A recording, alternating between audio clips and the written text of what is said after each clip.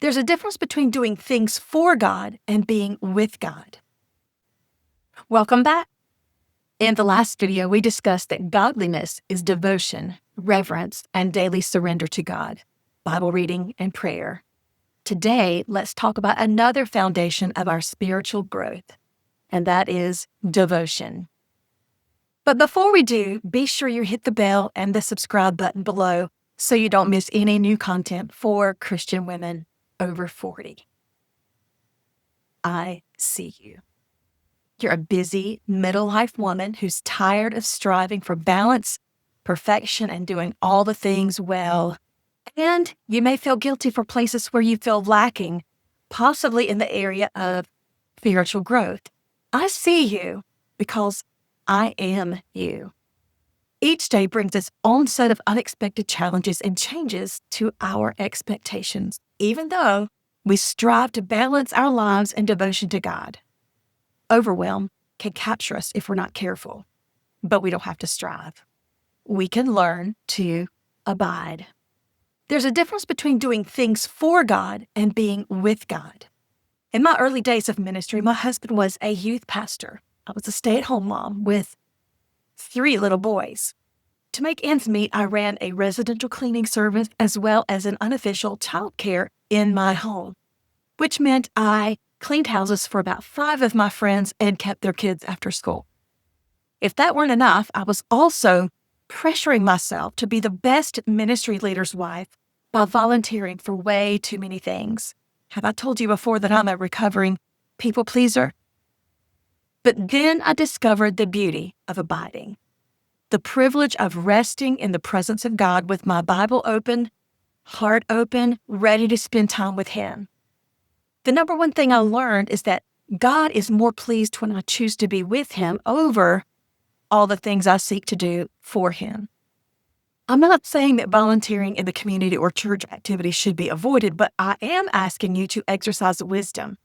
Wisdom allows us to replace striving to please God with surrendering to Him and His will for our lives. But what is God's will for our lives? Matthew 22:37-39 tells us that we are to love Him with all of our heart, soul, mind, and strength, and then love our neighbors as ourselves. You see, the will of God is that we would surrender.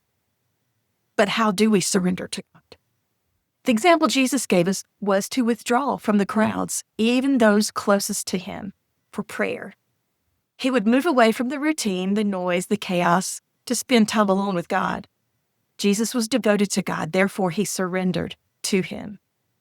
To love God fully, we must learn to surrender our heart, our soul, our minds, and our strength to Him as well. This requires a trust that abides. Abiding happens when we seek to be with Him, to listen to His voice as we read the Bible, and to apply His words to our own lives. In Luke chapter 10, verses 38-42, we find Jesus at the home of Martha, Mary, and Lazarus. I invite you to read this beautiful passage to see how Jesus taught that abiding was more important than striving. Martha was the eldest sister who was busy preparing and making everything extra special for Jesus and His friends. Mary was the younger sister whose role should have been to help her sister while the men talked about important things. That was a traditional cultural thing for them. But here we find, though, that Jesus tenderly instructed Martha that all the work she was doing for Him was not as important as what Mary had chosen to do.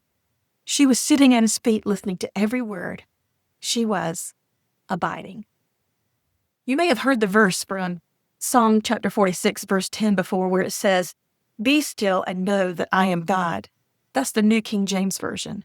But I'd like to share it with you from the New American Standard Version. It goes like this: "Cease striving and know that I am God."